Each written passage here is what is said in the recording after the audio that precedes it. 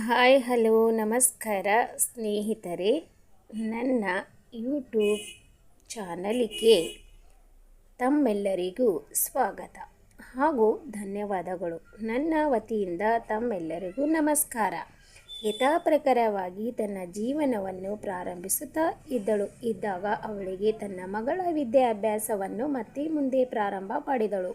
ಆದರೆ ಅವಳು ಬಾಡಿಗೆ ಮನೆಯಲ್ಲಿ ಇದ್ದಾಗ ಅವಳಿಗೆ ಒಬ್ಬ ತಮ್ಮನೂ ಇದ್ದನು. ಆ ತಮ್ಮನಿಗೆ ಬಹಳಷ್ಟು ಜಾಗವಿರುವ ಕಾರಣಕ್ಕೆ ತನ್ನ ಅಕ್ಕನಿಗೆ ಒಂದು ರೂಮ್ ಆಗುವಷ್ಟು ಜಾಗವನ್ನು ಕೊಟ್ಟನು.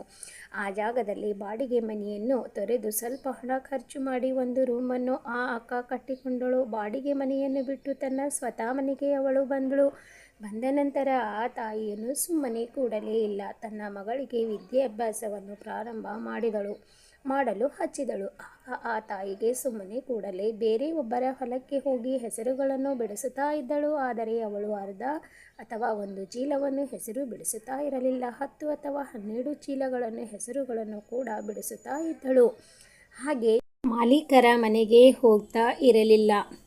ಅವಳು ತನ್ನ 10-12 ಚೀಲ ಬಿಡಿಸಿರುವ ಕಾರಣಕ್ಕಾಗಿ ತಾವು ಬಿಡಿಸಿರುವ ಚೀಲವನ್ನು ಗಾಡಿಯಲ್ಲಿ ಹೇರಿಕೊಂಡು ಹೋಗ್ತಾ ಇರುವಾಗಲೇ ಅವಳ ಮನೆ ಹತ್ತಿರ ಬಂದು ಒಂದು ಚೀಲವನ್ನು ಹೆಸರು ಉಳಿಸಿ ಹೋಗ್ತಾ ಇದ್ದರು. ಅವಳು ಆ ತಾಯಿಯ ಆ ಚೀಲವನ್ನು ತೆಗೆದುಕೊಂಡು ಹೆಸರು ಬಿಸಿಲಿಗೆ ಒಣಗಿಸಿ ಶೇಖರಣೆ ಮಾಡಿ ತನ್ನ ಮನೆಯಲ್ಲಿ ಇಟ್ಟುಕೊಳ್ತಾ ಇದ್ದಳು. ಮತ್ತು ರಾತ್ರಿ ಹೊತ್ತಿನಲ್ಲಿ, ಆದರೆ ನಸುಕಿನ ಸಮಯದಲ್ಲಿ 3 ಅಥವಾ 4 ಗಂಟೆಗೆ ತೊಗರಿ ಎಣ್ಣೆ ಹೊಡೆಯೋದಕ್ಕೂ ಕೂಡ ಹೋಗಿ ಎಣ್ಣೆ ಹೊಡೆದು ಬಂದು 6 ಗಂಟೆಗೆ ಮನೆಯಲ್ಲಿ ಅಡಿಗೆಯನ್ನು ಮಾಡಿಕೊಂಡು ಮತ್ತೆ ಯಥಾ ಪ್ರಕಾರ ಹೊಲಕ್ಕೆ ಹೋಗ್ತಾ ಇದ್ದಳು.